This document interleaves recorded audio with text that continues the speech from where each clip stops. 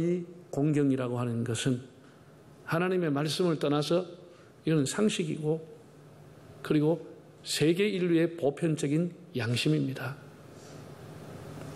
그리고 생각해 보면 묘하게 돌아가신 부모님에 대해서 불효자는 많지 않습니다. 돌아가시면 추모하고 추억하고 또 잘하면 묘비를 세워드리고 성묘하고 예수 안 믿으면 제사 한번 지내면 되는 겁니다. 세상에 안 계시기 때문에 감정적으로 현실적으로 얽힐 일이 전혀 없고 상처를 받을 일이 없습니다. 부담이 별로 되지 않습니다. 그래서 돌아가신 부모님에 대해서는 사람들이 효도를 잘합니다. 다 효자가 됩니다. 문제는 생존하신 부모님, 이게 이제 문제입니다. 자식들과의 관계, 부모와 자녀의 그동안의 관계, 또 형제 자매들과의 관계, 서로 형편을 비교해 보면서 누구네 집은 마지네 집이네, 둘째 집이네, 아들 집이네, 딸 집이네, 이런저런 일로 부모님 때문에 얽힐 수밖에 없기 때문에 마음이 상하게 되는 겁니다. 그래서 생존하시는 부모님에 대해서 효도하기가 가장 어렵습니다. 아마 이것을 부인할 수 있는 사람은 거의 없을 겁니다. 오늘 화면에도 나왔습니다만 현실적으로 부모님 입장에서는 늘 자녀에 대해서 미안한 마음을 갖죠. 더 못해줬어. 더 잘해주지 못했어. 더 내가 살갑게 애를 대해주지 못했어. 여러 가지 부족한 점이 많아서 늘 안타깝고 미안한 생각이 들지요.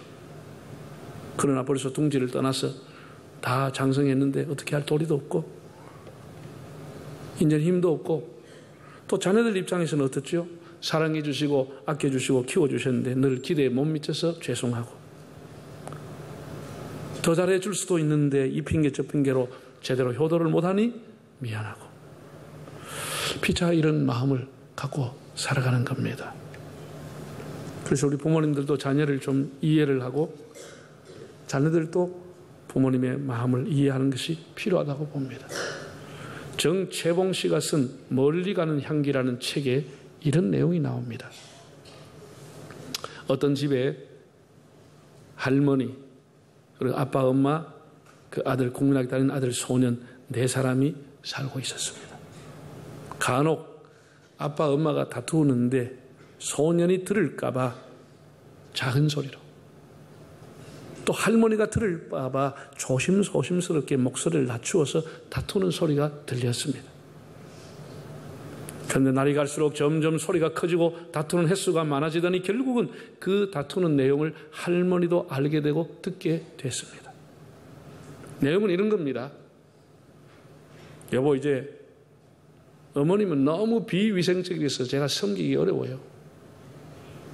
오늘 신경정신과에 다녀왔는데 병명이 뭔지 아세요? 내가 노일로제 신경쇠약이 걸렸대요. 어머님 때문에. 날이 가면서 소년의 엄마는 할머니를 멀리하고 싫어했습니다. 어느 날 다시 큰 소리로 엄마 아빠가 다투었습니다. 나를 택하든지 당신의 어머니를 택하든지 둘 중에 하나를 택하세요. 엄마는 단호했습니다. 마침내 소년의 엄마 아빠와 할머니가 합의를 했습니다. 할머니가 묵을 방을 전세를 내어서 이사를 가기로 했습니다. 낙엽이 떨어지는 늦가을에 온 식구가 이삿짐을 쌌습니다. 아버지는 말하지 않고 연신 담배를 피우면서 짐을 싸고 엄마는 고무장갑을 끼고 바쁘게 짐을 싸고 소년은 종이와 연필을 가지고 와서 부지런히 무언가를 적고 있었습니다. 할머니 옷장, 할머니 옷, 이불, 베개, 할아버지 사진 액자, 전기장판 이렇게 소년이 품목을 적어가고 있었습니다. 그 소년의 엄마가 와서 물어봤습니다. 얘야, 너 왜 그 쓸데없는 걸 적냐? 라고 했더니 소년이 이렇게 말했습니다. 다음에 엄마 내보낼 때 챙겨드리려고.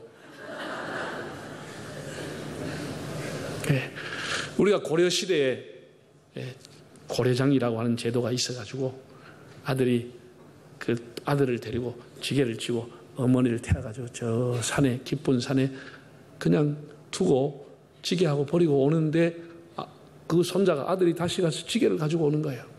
그래서 그 아버지가 야 이놈아 그 지게를 왜 가져오나? 버리라고 했더니 뭐라 그랬죠? 나중에 아버지 실어 갖다 버리려고 그러더라. 그래서 어머니를 다시 모시고 왔다 그러잖아요. 예. 먼 얘기가 아니고 현대판 현재장, 현재 고려장이 있다고 하는 것을 고발한 내용입니다. 이 얘기는 결코 여러분 먼 얘기가 아니고 우리와 전혀 상관없는 다른 사람, 다른 나라 얘기가 아니고 우리의 슬픈 현실이라고 하는 것이 우리의 가슴을 아프게 합니다. 이것이 여러분 현실입니다. 우리가 이런 가운데 우리 하나님을 믿는 사람들은 어떻게 부모님을 대해야 되느냐? 그걸 오늘 한번 하나님 말씀을 통해서 생각을 해보고자 합니다. 현실은 이런데 우리는 어떻게 해야 되는 것이죠? 자, 오늘 본문 1절에 3절을 다시 한번 읽어보겠습니다. 자녀들아 주 안에서 너희 부모에게 순종하라. 이것이 옳으니라. 네 아버지와 어머니를 공경하라. 이것은 약속이 있는 첫 계명이니 이로써 네가 잘 되고 땅에서 장수하리라. 자녀들아 주 안에서 너희 부모를 순종하라. 이것이 옳으니라. 옳다라고 했습니다.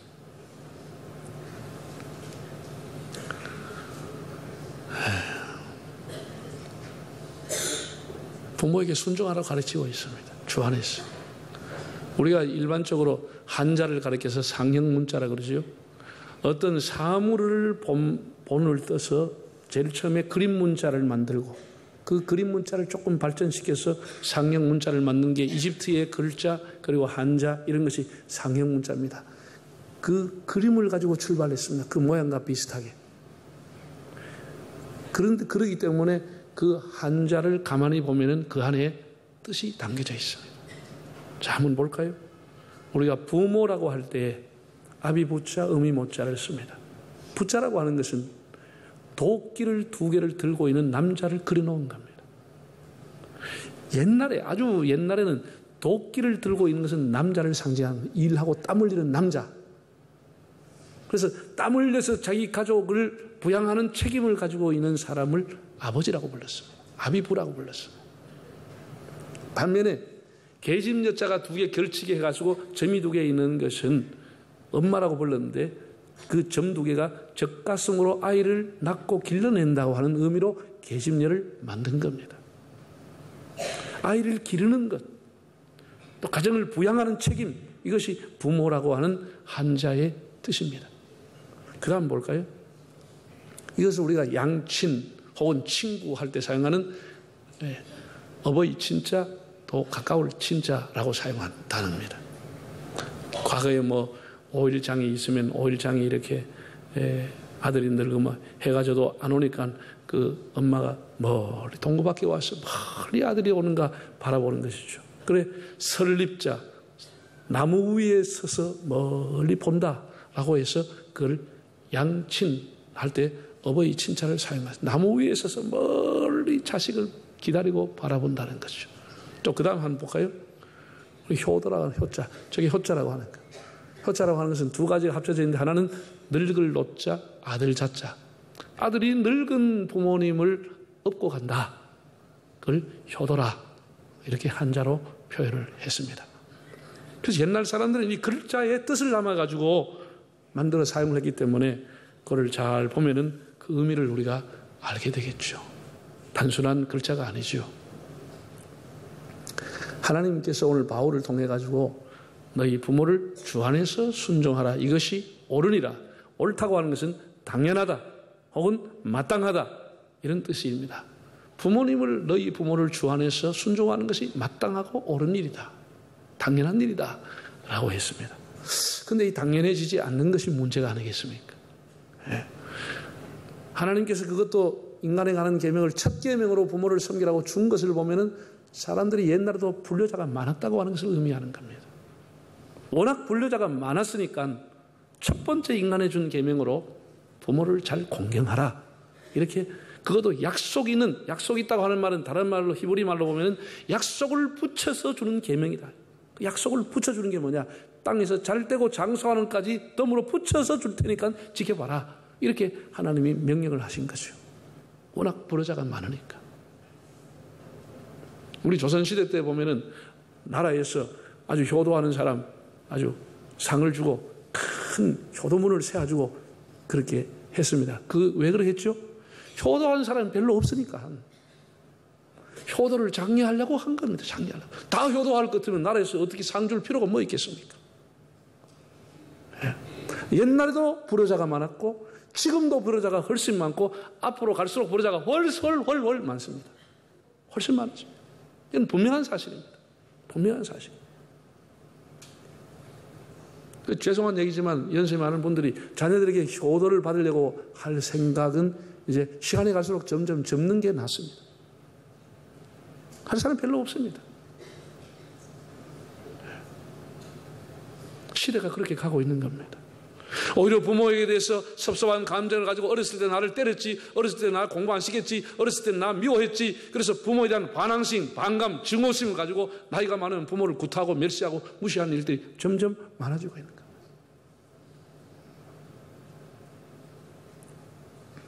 그럼 우리 성도들은 어떻게 살아야 되죠? 성도들은 세상의 흐름을 따라서 우리가 살아서는 안 되는 겁니다.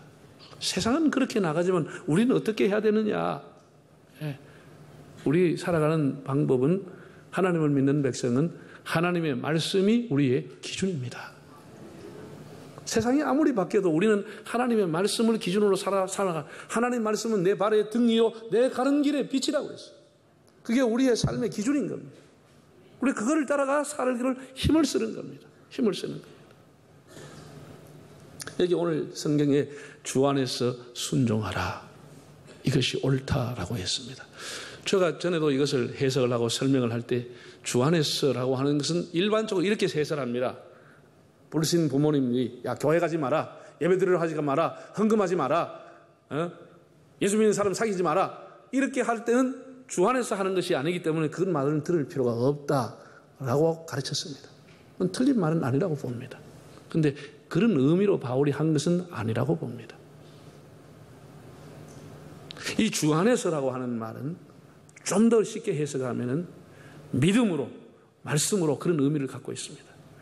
부모를 섬기는 일이 너무 힘들고 어려운 거니까 내가 믿음으로 순종해라는 것입니다. 믿음으로. 그거는 믿음으로 순종해야 되고 하나님 말씀 앞에 순종해야 될 일이지 그냥 네가 하려고 한다고 의지를 가지고 되는 것이 아니라고 하는 의미를 갖고 있습니다. 공부를 많이 했다고 부모님을 잘 섬기고 돈이 많다고 부모님을 잘 섬기는 게 아니라고 하는 거예요. 우리 그런 걸 알아야 됩니다. 내가 좀 더 여유 있으면 잘 섬기겠는데 지금 뭐 하면 여유가 있으면 더 못 섬깁니다. 더 못 섬깁니다. 그런 우리 다 핑계입니다. 주 안에서 순종하라 한 이 말의 의미는 네가 믿음으로, 네가 힘들고 어렵지만 세상의 풍조를 따르지 말고 믿음으로 하나님의 말씀을 따라서 부모님을 잘 공경하라, 그런 의미입니다. 그러니까 우리 예수 믿는 사람은 우리 살아가는 것이 다 믿음으로 살기를 힘쓰기 때문에 부모님을 섬기는 것도 믿음으로 섬기라는 거예요. 믿음으로. 할렐루야. 믿음으로 섬기라는 겁니다. 내 의지를 가지고 하려고 하면은 못할 수 있습니다. 아주 형제들하고 비교하면 내 혼자만 손해보냐? 내 혼자만 자식이냐? 그것도 본인은 그렇게 생각하는데 며느리가 자꾸 바람을 냈습니다. 마누라가. 당신만 아들이냐? 그리고 또 당신은 뭐 딸인데 뭐 할 필요 있냐? 이렇게 자꾸 옆에서 쭉 바람을 쭉 이어주는 거예요. 그리고 생각해보면 그 말이 맞거든. 이치가 내 말 아들이가 나도 자빠져. 그러니까 자꾸 자빠지는 거예요. 하는 것도 기분이 안 좋고 꼭 손해보는 것 같고 뺏기는 것 같고. 그럴 생각이 들 때 어떻게 하라? 믿음으로 하라는 것입니다. 믿음으로 하라는 거예요. 믿음으로. 아멘 소리 별로 안 하는 거 보여. 조금. 그럴 때 어떻게 하시라고? 믿음으로 하라는 거예요. 믿음으로 하라. 그래, 그런 마음이 사람이 다 드는 거예요. 그때는 믿음으로 하라는 거예요. 하나님 말씀에 순종함으로 하라는 거예요. 그것이 옳다는 거예요. 네. 자, 보세요. 선교사님들을 파송하는 곳에서는 선교사 치유센터, 내적 치유 상담원이 있습니다. 저희 교단도 운영을 하고 있습니다. 선교사로 가는 분이 무슨 내적 치유를 받고 무슨 뭐 치유 상담을 받을 필요가 있겠느냐 싶지만 그렇지 않습니다. 여러분, 가정의 화목이라고 하는 것은 시간이 간다고 절로 되는 것은 아니죠. 시간이 가면 세상 풍조는 나날이 더 성경의 가르침하고는 역행을 하게 되는 겁니다. 시간은 역행을 합니다. 믿음과 말씀이 아니면 우리가 공경도 순종도 사랑도 안 되는 겁니다. 그래서 바울이 주 안에서 순종하라. 이 말은 믿음으로 순종하라. 너가 의지적으로 못하더라도 환경적으로 못하더라도 믿음으로 순종하는 것이 옳은 것이다. 이렇게 가르쳐 준 것입니다. 또 4절을 한번 볼까요? 4절에 또 아비들아 너희 자녀를 노엽게 하지 말고 오직 주의 교훈과 훈계로 양육하라. 주의 교훈과 훈계로 양육하라. 제가 이것도 몇 년 전에는 설교를 했습니다. 자녀들을 노엽게 화내게 썩내게 하지 말라고.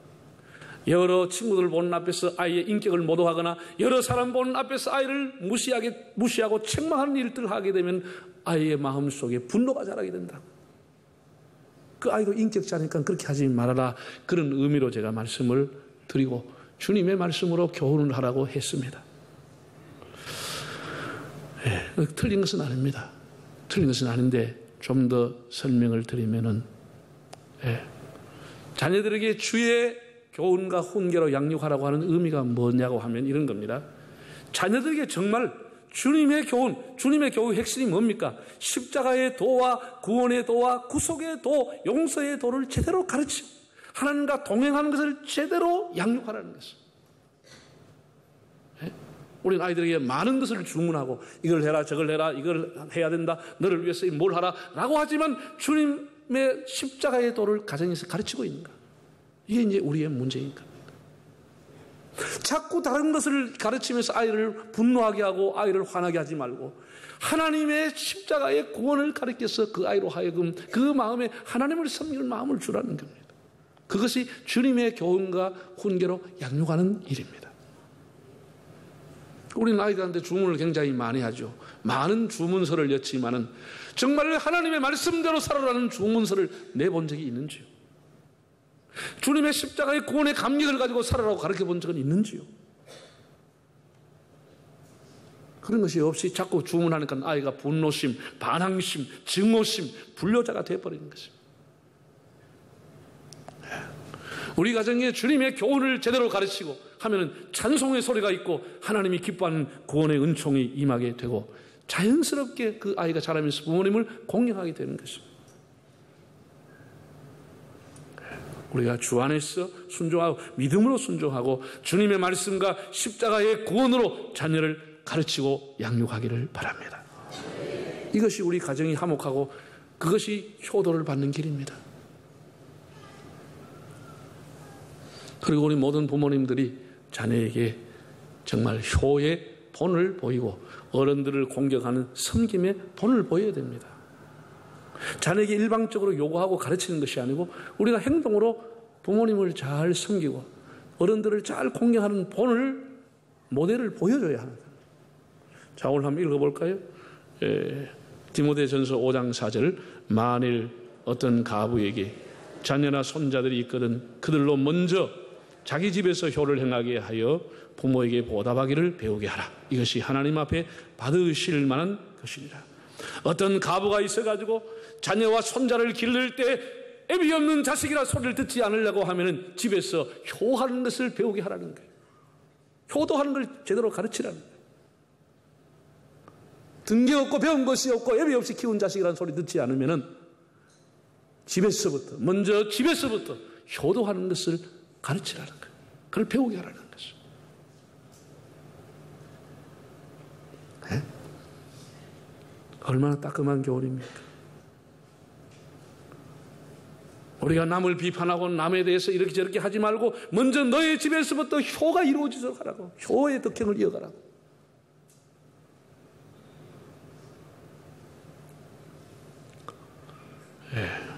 우리가 본을 보여야 되죠. 세계적인 호텔 체인점을 하고 있는 홀리데이인 회사가 창립 기념으로 설문조사를 했습니다. 당신의 인생에서 가장 영향을 준 것은 무엇입니까? 라는 질문에 거의 모든 연령층에서 50% 이상이 가정이라는 답이 나왔습니다. 자기 인생에 가장 큰 영향을 받은 것은 가정이라는 답을. 미국의 사회학자인 제임스 콜먼이라고 하는 사람은 가장 강력한 교육기관은 정부의 손에 있지 않고 부모의 손에 있다고 했습니다. 가장 강력한 교육기관이 어디냐? 가정이다. 부모의 손에 있다. 이렇게 얘기했어요. 여러분, 우리가 아이들의 자라는 인격과 삶의 습관과 그 모든 삶의 어떤 살아가는 것에 그 일상이 되는 그런 인격을 만드는 과정에 가장 영향을 주는 것이 지식이 아닙니다. 가정이라고 하는 거예요. 가정이고 그 말은 부모님이라는 뜻입니다. 가장 좋은 학교가 가정이고 가장 좋은 교사가 아빠, 엄마입니다. 그런데 우리가 어떻게 살아가죠? 이미 우리 거의 모든 가정들이 가정 학교를 거의 포기했습니다. 학교에다 다 맡겼습니다. 학원에다 맡겨놨습니다. 가정교육하지 않습니다. 거의. 가정은 뭐 하는 곳입니까? 잠자고 밥 먹는 곳입니다. 그냥말로 홈이 아니고 하우스가 돼가고 있는 거예요. 그냥 숙박업소가 돼가고 있는 거예요. 아이들을 교육하지 않습니다. 학교에서 어른이 알아서 하겠냐? 학원에 가면 가르치지, 교회 가면 신앙 가르치지. 부모 역할이 없어지는 거예요. 돈이나 대주고, 밥이나 주고, 잠이나 재워주고. 가장 영향력이 있어야 될 가정이 이렇게 영향력이 없는 가정이 우리 스스로가 되게 됨으로써 사회폭력, 청소년 범죄, 성폭력, 정신질환자, 자살자, 인터넷 중독, 인터넷 도박 점점 이렇게 증가하는 것입니다. 그 사람들이 공부를 안 해서 그렇습니까? 지식이 없어서 그렇습니까? 가정이 있지만 가정에서 교육을 받지 못하는 것이죠. 인생을 어떻게 살아야 될지 인격 형성에 대해서 교육을 받지 못하는 것이죠. 여러분 잘 들으십시오. 예, 세계에서 가난한 나라인 방글라데시, 파푸아 뉴기니, 캄보디아 뭐 이런 나라에서는 청소년들을 설문조사했는데 가장 존경하는 사람 70% 이상이 자기 부모라고 답이 나왔습니다. 가난한 나라에 70% 이상이 자기 부모님을 제일 존경한다고 나왔습니다. 그런데 우리 대한민국의 청소년들이 가장 존경하는 사람, 부모님을 존경한다고 사는 학생이 14%에 불과합니다. 14%. 나머지는 부모님을 별로 존경하지 않습니다. 이게 우리가 가정에서의 영적인 주도권, 교훈의 주도권 다 잃어버린 것입니다. 다 잃어버린 것입니다. 우리는 막연하게 공부만 시키면 된다고 생각하고 있는데 천만의 말씀. 천만의 말씀. 학교에서 인격 교육을 해줍니까? 학원에서 해줘요? 우리가 이런 것을 생각하고 여러분들이 정말로 노후가 복되고 하나님을 찬양하는 즐거운 삶이 되려고 하면 가정교육을 포기하면 안 되는 겁니다. 가정교육을. 가정교육이 부재하고 학원에다 올리려 하는 그런 어리석은 일들은 나중에 자라면 실망으로 돌아오는 것입니다. 실망으로 돌아오는 것입니다. 예수님은 나사렛에서 자라면서 순종하여 받으시더라. 순종의 부모님을 순종하는 본을 우리에게 보여주었습니다. 우리가 자라면서 아이들한테 어른을 섬기는 본, 경건의 본, 부모님을 섬기는 본을 보여야 합니다. 아까 좀 얘기한 것처럼 자꾸 이제 시어머니 이사가게 하고 그렇게 하면 애들이 돈 받고 자꾸 적는다니까. 자꾸 적는다. 그게 다 본이 되는 거예요. 본이 되는 거예요. 본이 되는 거예요. 그리고 여러분 며느리나 사위나 이렇게 아들, 딸을 뭘 할 것 없지만 다 귀하게 생각하고 지금은 과거의 며느리하고 다릅니다. 요즘 젊은 애들이 남의 집에 시집을 가면요. 자, 며느리 역할을 해야지요. 자기 집의 딸이지요. 애 놓으면 애 엄마지요. 한 남편의 아내지요. 직장 생활하지요. 이게 1인 5역을 하는 시대가 됐어요. 1인 5역을. 굉장히 힘듭니다. 며느리도. 응가하면 우리 사랑해주고 품어주고 그냥 묵인해주고 넘어가주고 도와줄 생각을 해야 되지. 말 한마디라도 마음에 상처를 주고 아픔을 주는 것은 굉장히 미련한 일입니다. 그 며느리가 보든지 안 보든지 시댁의 식구를 높여주고 존중해주고 아이고 어른들이 참 애들 교육을 잘 시켰다. 네? 이렇게 높여주고 그 사위가 보든지 안 보든지 그 딸 앞에 처가의 식구를 존중해주고 높여주고 그것이 아이들이 화목하게 살아갈 수 있는 길인 겁니다. 나는 잘나고 저 집은 못나고 이것이 가정을 다 파괴하는 겁니다. 얼마나 우리가 이기적으로 바뀌어가는지 모릅니다. 우리가 오히려 사돈집을 높여드리고 귀하게 생각하고 이것이 다 이러는데 교육이 되지 않아요? 교육이 되지 않아요? 자기 집에서부터 효하기를 배우게 하기를 바랍니다. 자기 집에서부터. 우리가 그렇게 가정에서 키우면 그 자식이 절대로 외계인이 될 수 없고 불효자가 될 수 없습니다. 될 수 없습니다. 한번 따라합시다. 좋은 부모가 좋은 자녀를 만듭니다. 그렇게 생각이 되시죠? 우리 자녀는 내가 어떻게 만드느냐에 달려 있습니다. 물론 100% 내 인력으로 되는 건 아니지만은, 그래서 우리 하나님의 긍휼을 구하지만은, 내가 본을 보이고 덕을 보여주고 섬김의 본을 보이면 아이들이 보고 특별한 것을 잘하게 되는 겁니다. 사랑하는 성도 여러분, 돌아가신 후에 효자 되는 거 쉽습니다. 부모님 돌아가신 후에 효자 되려고 하지 말고 살아계실 때 마음을 기쁘게 드리고 효자 되기를 힘쓰기를 바랍니다. 여러 관계 비교하고 형편을 보고 하면 힘들 때는 어떻게 하시라고요? 주 안에서 순종하자. 믿음으로 순종하자. 그런 마음을 갖기를 바랍니다. 자녀들에게도 주님의 구원의 도를 제대로 가르쳤어요. 주님의 구원의 은총에 감사하는 자녀를 가정에서부터 가르쳐 주시기를 바랍니다. 그리고 부모를 공경하고 어른을 공경하는 것, 자녀들 앞에 본을 보여주고, 그보다 더 최고의 가정교육이 없습니다. 그렇게 해서 여러분의 가정이 길이 효의 덕을 이어가는 복된 가정이 되시기를 바랍니다.